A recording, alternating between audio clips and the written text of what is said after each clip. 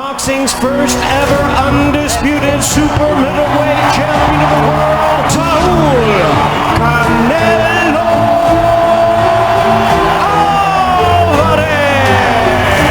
Hey Ringsiders, what is going on? This is your host, Boxing's Objective Observer. Welcome back to Ringside Stories. Feel free to subscribe, thumbs up, and hit that notification bell as it helps grow the channel, i.e. inspire us to make more quality content for y'all. Welcome to Ringside Stories.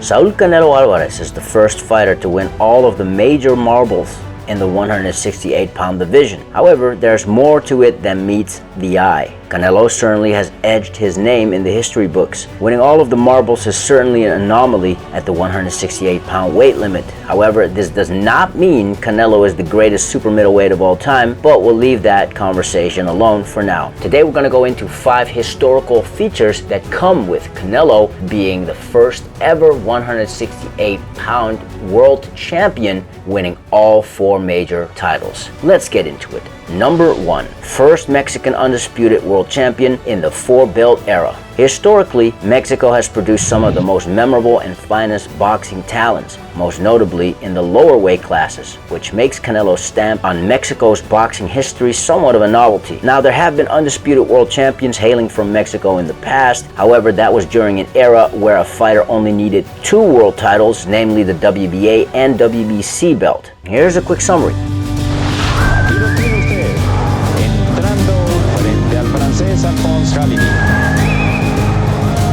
Así combatieron en aquellas 2 fechas que ya le he mencionado a usted. José Becerra nació el 15 de abril de 1936, allí en la bella Guadalajara, Jalisco. Fue el hombre que nos dio gran satisfacción al ganar el título mundial allá en Los Ángeles, ante un público que abarrotó el local y que lo aplaudió de principio a fin. El francés Alphonse Hardy, todo un valiente. Ya le estaba pegando demasiado y aquí el remate. Parecía rabicón, pero el referee no consideró así. Lo están baleando y lo mandan a pelear. Más le valía que le hubieran contado de protección.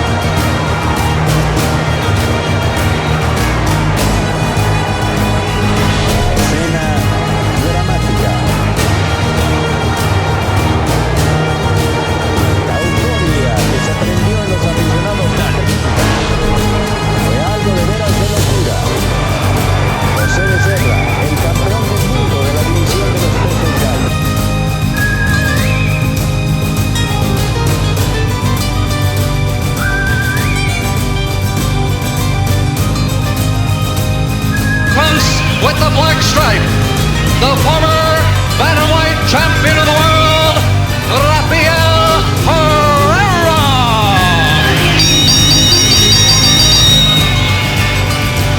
Sammy Aronson, ahí vemos a Herrera entrando rápidamente a los bajos de cerca de 2 libras, estuvo muy cerca de pasarse las 2 libras en el primer intento y visitó allá. So no, Saul Canelo Alvarez is not the first Mexican to become an undisputed world champion. He is, however, the first Mexican to become undisputed in this era, i.e. unifying all 4 major titles of the WBA, WBC, IBF, and WBO. Number 2. Legacy. Being undisputed is a rare occurrence, especially when applying proper context. To drive that point home, here are a few examples. When asking who the best fighter from Mexico is, many will say it's Julio Cesar Chavez Sr., a legacy fighter who has been in legendary fights, including against then undefeated talent Meldrick Taylor, a young Oscar De La Hoya twice, and the last undisputed lightweight world champion, Pernell Sweetpea Whitaker. As great as El Gran Campeón was, he has never been undisputed. For years, Gennady Golovkin was the towering force in the middleweight division. Unlike some people's narratives, the fact showed Triple G was heavily avoided by the vast majority of the world champions at middleweight during the mid-2010s. Even Canelo himself, who had 2 transcending fights with Golovkin, waited for 2.5 years before that first Golovkin fight. Check out this episode right here. The point, even Gennady Golovkin, with all of his title defenses, who had a fairly dominant stint in the 2010s, hasn't been able to consolidate all 4 major belts, at least as of this recording. Next question.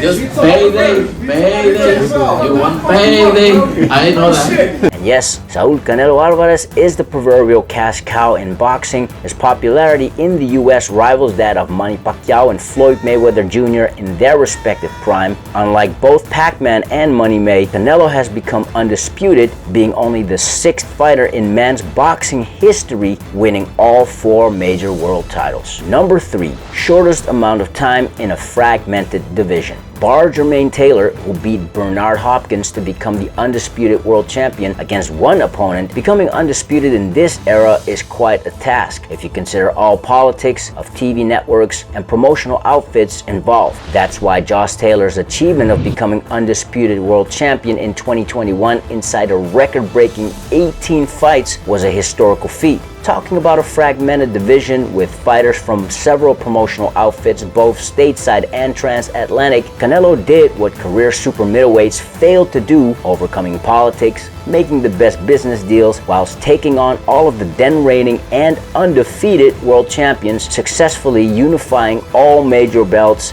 in just 11 months. Number 4, Canelo's resume. In order to become undisputed world champion at 168, Canelo beat Callum Smith Jr., Billy Joe Saunders, and Caleb Plant. They might not have been elite level talents when Canelo faced them, however, they still were undefeated champions in their own right, who Canelo completely dominated. Now, I acknowledge Canelo's career came with some shenanigans in the past, but that goes for pretty much every fighter in the modern day era. Nobody faces an all-time great world champion in every fight. And I get where the criticasters get their energy from when scrutinizing Canelo's resume and his career so far. However, like with everything, there's another side to this story, because what those criticasters fail to mention is that Saul Canelo Alvarez has done his due diligence. Even before Canelo's successful campaign at super middleweight, Canelo has fought plenty of champions, even elite level champions. Canelo beat an in his prime Austin Trout, who at the time came off a career best win over Miguel Cotto. Canelo versus Trout was a unification bout, as Austin Trout was the undefeated 154-pound WBA world champion. 3 fights later, Canelo beat tricky Cuban southpaw Erislandy Lara, who has been getting the same treatment as Demetrius Andrade for all of his career. High risk, low reward. Bottom line, Saul Canelo Alvarez took a difficult fight against a technically sound and awkward opponent who he could have avoided, which is what a lot of Canelo's current peers have done. After Lara, Canelo fought Cotto, who was past his prime, but was still the lineal and WBC middleweight world champion, meaning Canelo versus Cotto carried significance. Then Canelo fought Triple G twice, which were both exciting high-level boxing matches, with the Canelo-Golovkin rematch being 2018's Fight of the Year.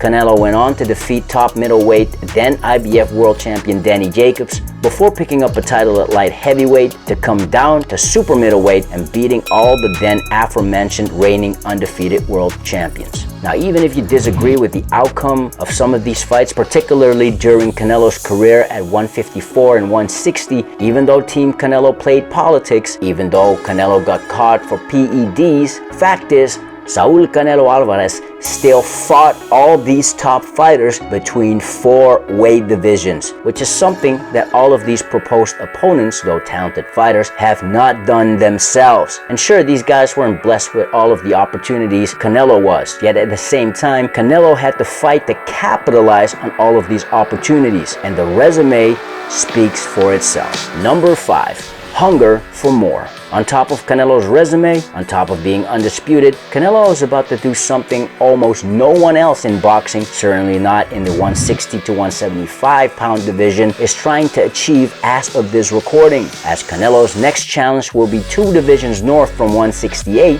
current WBC cruiserweight world champion Ilunga Mokabu. Sure, many boxing fans, myself included, did not expect this, and a challenge for a title at 175 or even facing challengers at super middleweight would have sufficed. Some fans claim Canelo is ducking the likes of Jermall Charlo and Demetrius Andrade, who are campaigning at middleweight, who, by the way, are in the same age range as Canelo, yet have done nothing to set the world on fire and are unproven at the very top. Same goes for David Benavidez, who is still a young and very talented fighter, but seems to have a fighter's mentality who can build his resume at 168 or even at light heavyweight. I certainly think Saul Canelo Alvarez can challenge at cruiserweight, not just because he's the proverbial cash cow, at least stateside, but because Canelo has earned that right. If Canelo would beat Makabu, he'd hold a world title in his 5th weight division. That's building Canelo's legacy, and it's something boxing fans should applaud.